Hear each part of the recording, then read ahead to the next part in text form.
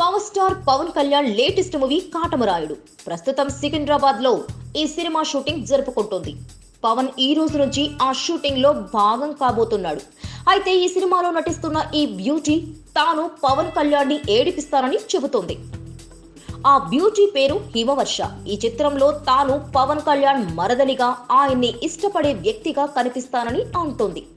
పవన్ కళ్యాణ్ ఇంట్లో ఉంటూనే తన సోదరులతో కలిసి ఆయన్ని టీస్ చేసే పాత్రలో కనిపిస్తారని తెలిపింది. ఈ భామ సినిమా అంతా లంగా ఓణిలోనే కనిపిస్తుందట.